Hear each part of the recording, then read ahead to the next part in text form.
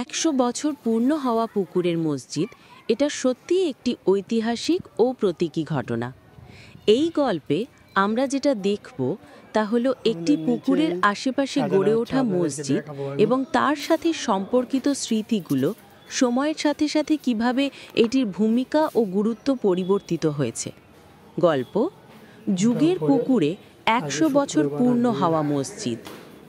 একদিন এক ছোট্ট গ্রামে ছিল একটি পুকুর, যার পাশেই দাঁড়িয়েছিল একটি মসজিদ। এই মসজিদ ছিল শুধু একটি ধর্মীয় স্থানই নয়, বরং গ্রামটির ইতিহাস, সংস্কৃতি এবং মানুষের সঙ্গতির প্রতীক।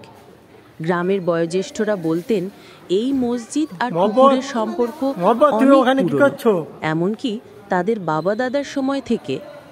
যখন মসজিদটি প্রতিষ্ঠিত হয়েছিল তখন গ্রামের মানুষের জীবিকা মূলত কৃষিকাজের ওপর নির্ভর করত। পুকুরটি ছিল তাদের জলসেচের প্রধান উৎস, আর মসজিদটি ছিল প্রার্থনা আর মিলনের স্থান। পুকুরের পানি ছিল বিশুদ্ধ, আর তার ধারে মসজিদটি যেন এক শান্তির প্রতীক ছিল। বছরের পর বছর পুকুরের পানি তাজা থাকত এবং গ্রামের মানুষ সেখানেই জানাজার নামাজ, ঈদের নামাজ সহ সব ধর্মীয় অনুষ্ঠানে অংশ নিতেন। একদিন মসজিদটি ১০০ বছর পূর্ণ হওয়ার দিন ঘোষণা করা হলো। সেই উপলক্ষে পুরো গ্রাম জুড়ে নানা ধরনের আয়োজন শুরু হলো। গ্রামের প্রতিটি মানুষ, যুবক থেকে বৃদ্ধ, এই বিশেষ দিনটি উদযাপন করার জন্য প্রস্তুত হচ্ছিলেন। একদিকে পুকুরের জল আবার সোনালি রঙে মোড়ানো, অন্যদিকে মসজিদটির মিনারে দাঁড়িয়েছিল ইতিহাসের গভীর সাক্ষী। গ্রামের একজন বয়স্ক ব্যক্তি, যিনি নিজেও ৮০ বছরের বেশি বয়সী, স্মৃতিচারণ করতে শুরু করলেন। এই পুকুরে একসময় আমরা ছোটবেলায় গোসল করতাম, ছেলেবেলায় এই মসজিদে ঈদের নামাজ পড়তে আসতাম, আর তারপর পুকুরের ধারে খেজুরের রস খেতে বসতাম।